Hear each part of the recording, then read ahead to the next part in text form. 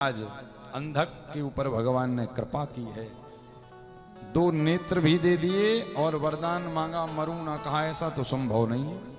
कहा प्रभु तो वरदान दो, जब मैं अपनी मां के तुल्य किसी स्त्री को बुरी नजर से देखूंगा तब मेरी मृत्यु।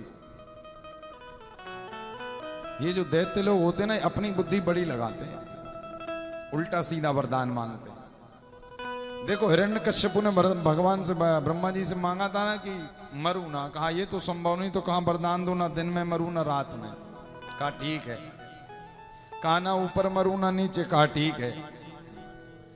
और तो और ये तक कह दिया कि ब्रह्मा जी के द्वारा बनाए गए किसी नर से ना मरूं। ब्रह्मा जी ने कहा अच्छा। तो ऊपर से भगवान विष्णु ने कहा बोल दो ठीक है। तो कहा ठीक है।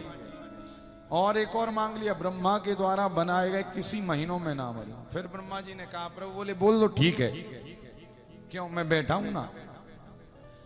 क्योंकि कहते ना व्यक्ति अपनी चतुराई का तो बहुत उपयोग करता है जीवन में, किंतु जब भगवान की लाठी चलती है ना, तो भगवान की लाठी में आवाज भी नहीं होती है महाराज, और रोना भी बड़ी जोर के आता है। व्यक्ति अपनी चतुराई तो खूब चलाता है। अच्छा देखिए, दुनिया भर में चतुराई चलाई है, किंतु कथा में, कीर्तन में, भजन में चतुराई मत चलाई। चतुराई चूल्हे पड़े। हमने कल आपको कथा सुनाई थी ना, दक्ष नंदिनी सती की। भोले बाबा की पत्नी थी पत्नी, किंतु चतुराई चलाई तो बाबा ने ऐसा त्यागा कि आग में जलना पड़ा। इसी कारण दुनिया में चतुराई चलाइए, किंतु भगवान की कथा में तो ऐसे रहिए जैसे एक अबोध बालक रहता है। आज उस अंधक ने वरदान मांगा, भगवान ने कहा तथास्तु। बाबा वरदान देकर कैलाश पर्वत पर आए। बाबा मां पार्वती के साथ में विराजमान है, और उसी समय महादेव के मन में भाव आया। नंदी से कहा हे नंदी, मेरा मन कर रहा है कि शांत एकांत में जाकर कहीं भजन करने बैठ जाऊं। नंदी ने कहा प्रभु आपकी जैसी मर्जी नाथ। भोले बाबा तपस्या में लीन हुए और कहकर गए थे कि पार्वती की रक्षा करना। अब सारे गण मिलकर, नंदी सारे कैलाश के गण मिलकर मां की रक्षा कर रहे हैं। उसी समय लिखा हुआ है कि अंधक, देखिए दुर्जन व्यक्ति अपनी दुर्जनता कभी नहीं त्यागता। रावण इतना बड़ा उपासक था, विद्वान था, किंतु वास्तव में भगवान का प्रेमी कभी नहीं बन पाया। और भगवान उपासक को, पूजा करने वाले को, ज्ञानी को एक मिल तो जाते हैं, किंतु वास्तव में वो अनुभव उसके जीवन में नहीं आ पाता। क्या रावण भगवान का उपासक था, किंतु प्रेमी नहीं था।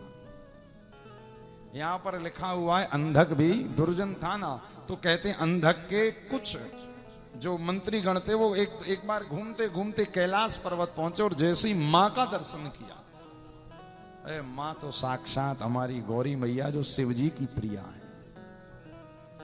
मां पार्वती का एक और नाम है त्रिपुर सुंदरी। भगवान को क्या कहा गया है?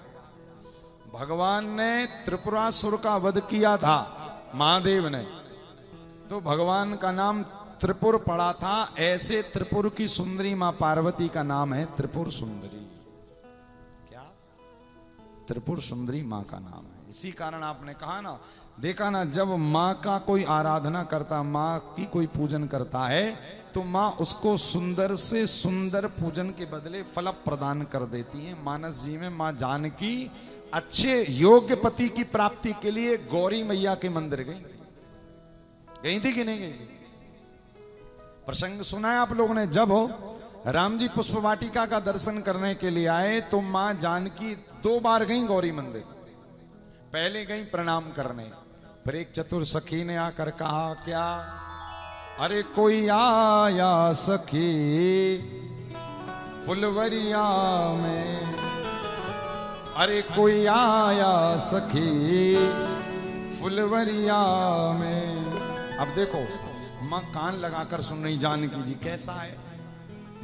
अरे ऐसा रूप नहीं देखा उमरिया में, ऐसा रूप नहीं देखा उमरिया में। माँ जानकी को सुनाकर वो चतुर सखी कह रही है, अरे कोई आया सखी फुलवरिया। तो एक पूछ रही है कैसे लग रहे हैं? बोले सांवला एक है एक गोरा बदन, सांवला एक है एक गोरा बदन, देख कर ही नाम तको भरा मेरा मन, देख कर भी नाब तक भरा मेरा मन, देख कर ही नाम तक भरा मेरा मन। अरे जैसे जादू है उनकी नजरिया में, जैसे जादू